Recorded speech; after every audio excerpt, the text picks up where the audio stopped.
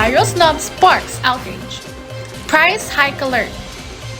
Pro-impeachment coalition. PVL, Creamline stays unbeaten. U-Days 2024, August sets sail.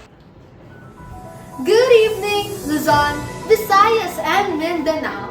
An investigation has been launched into an incident where a security guard turned away a young sampaguita vendor outside a mall in Mandaluyong.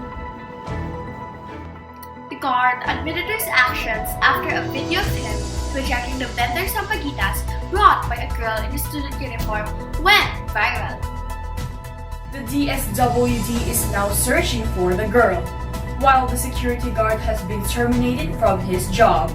Reporting live, Sofia Amansek. The security guard and his agency appeared at the SOSIA on Monday as part of the ongoing investigation. They are expected to submit their counter affidavit on January 23. Based on the viral video, the security guard was arguing with a sampaguita vendor who was in high school uniform. When the girl stood up, the security guard suddenly snatched and destroyed her bundles of sampaguita. The girl hit the security guard with the destroyed flowers while the guard retaliated physically. The sampaguita vendor turned out to be a 22-year-old medical technology student. According to her parents, she was wearing a high school uniform to attract customers. She is a scholar and selling flowers on the side to cover her tuition, travel, and daily expenses. Due to the incident, SM Mega Mall said it has dismissed the security guard. The CSGs reminded all private security professionals to observe the PSB Creed as well as the Code of Ethical Standards in their profession. The security guard's company, Red Eye Management, said it is conducting due process as it apologized for the incident. We may have a possible violation of the Private Security Professionals Creed and a violation of the Code of Ethical Standards. Red Eye assured that their guards will be reminded to act with empathy, compassion, and professionalism, and that they were committed to inclusivity. Tightening bells next month as the Department of Trade and Industry has approved price hikes for over 63 products. Reporting live, Shibi Rodriguez. February isn't just the month of love. It's also the month of price hikes for 63 products. The Department of Trade and Industry announced on Thursday, January 16, that it has approved manufacturers' requests for price increases on 63 basic necessities and prime commodities, effective next February 2025. Products such as canned sardines and powdered milk are among those set to rise in price. In an interview with reporters, DTI Secretary Christina Roque stated that out of the 217 products listed in the DTI suggested retail price bulletin, 28% or 63 items will see price increases. However, Roque emphasized that the price hikes approved by the department are very minimal. She also explained that the DTI understands the manufacturer's situation, as the cost of raw materials and operations has also risen. The price increases will take effect in February, but the DTI will release a new SRP bulletin before implementation. We'll be back with more news in just a moment. Stay top, don't go away. And above, it's one of the we love you. And above, it's one of the we love you. Excited to go to school? Feels different with Mika.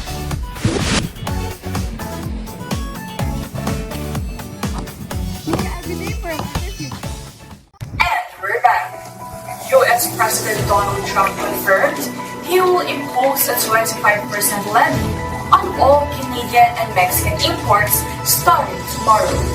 However, he will decide by the end of the day whether tariffs will also apply to crude oil imports. Reporting live, Irish Sichon. US President Donald Trump said on Friday, January 31, he would impose hefty new tariffs of 25% on goods from Mexico and Canada, and 10% on imports from China. And nothing could be done by the three countries to forestall them. Trump did, however, reference a potential carve-out for oil from Canada, saying that rate would be 10% versus the 25% planned for other goods from the United States' northern neighbor. But he indicated wider tariffs on oil and natural gas would be coming in mid-February, remarks that set oil prices higher.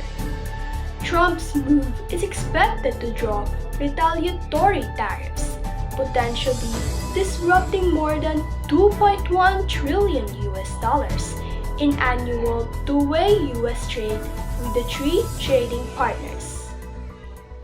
Canadian Prime Minister Justin Trudeau on Friday said Canada would immediately respond with forceful countermeasures, adding Canadians could be facing difficult times in the coming days and weeks. Canada has drawn up detailed targets for immediate tariff retaliation, including duties on Florida orange juice, a source familiar with the plan said. Canada has a broader list of targets that could reach 150 billion Canadian dollars, or 105 billion in US dollars, worth of US imports, but would hold public consultations before acting, the source said.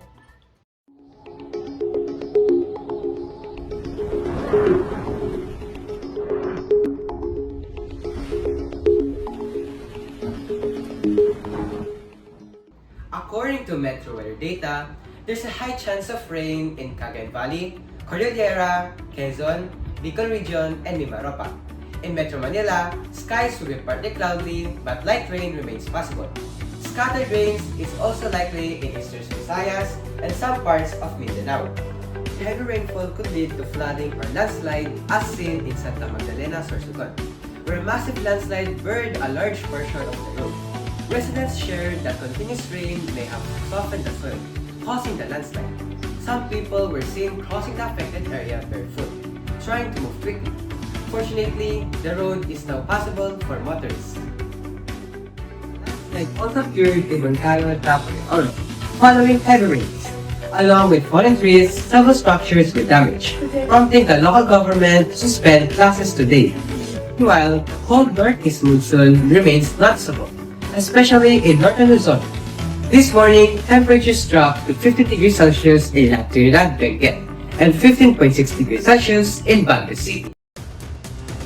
The Peach Coalition was established on Thursday, marking the beginning of a fresh campaign to remove Vice President Sara Duterte from office on charges of embezzlement of 612 million pesos on confidential funds. Reporting live, Santos Shannon.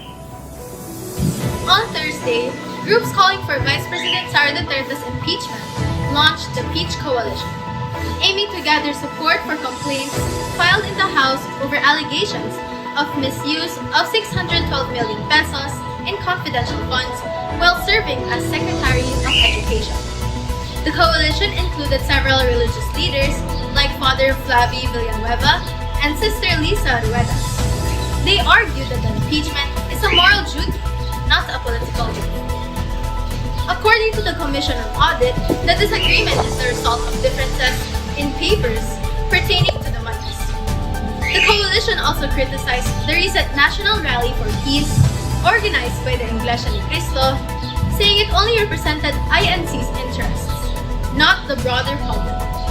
According to a recent survey, 41% of Filipinos support impeachment. Father Villanueva likened the misuse of funds to a betrayal of public trust, stressing that it was just as damaging as the violence during Duterte's father's drug war. While Vice President Duterte denies the accusations, stating she is ready to face impeachment complaints, the coalition's push for accountability continues to gain momentum.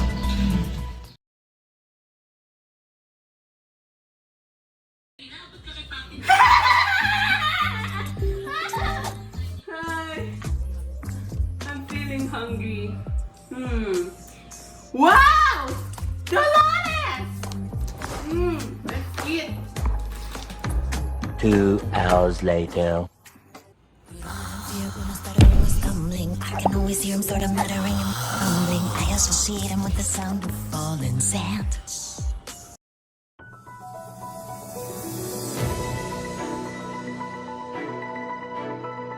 On the latest action from the PVL All-Filipino Conference, the Kremlin Pool Smashers extended their perfect run to 7 straight wins, but not without a tough fight from Signal.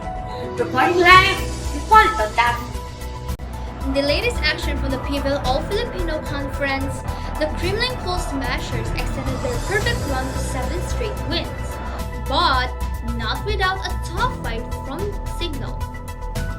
The two teams battled it out in a thrilling 5-set match, with Kremlin emerging victorious 25-19, 26-24, 23-25, 23-25, 15-9 at the Phil Sports Arena in Pasig City.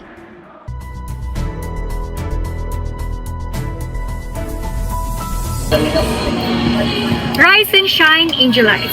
We are here at Holy Angel University, where the much-anticipated U-Days 2025 has officially set sail. With this year's theme, Agos, Paglayag ng mga Tanyag, we are invited to sail on a voyage of greatness, like rivers flowing towards endless horizons, filled by passion, resilience, and unity. Let us navigate this journey together. So what are you waiting for? The adventure begins now. What was your experience during the octopus ride?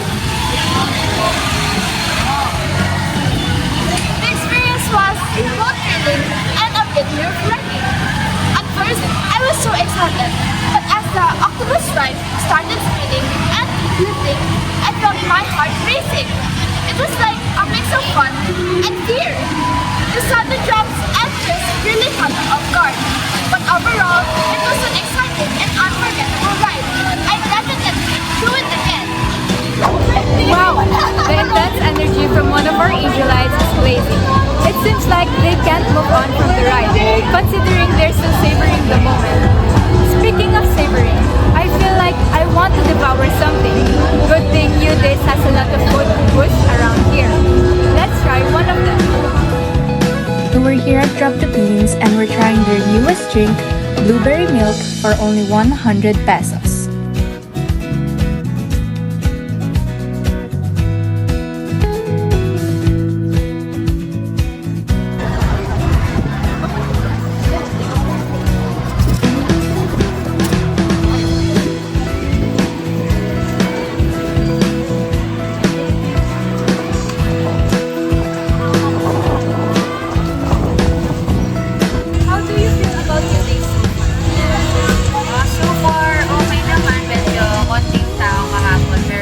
Today is a good day. Enjoy your day. Thank you. That wraps up tonight's Top Stories, bringing you the facts, fast and fresh. This has been the Angelite Pulse, your go-to news station.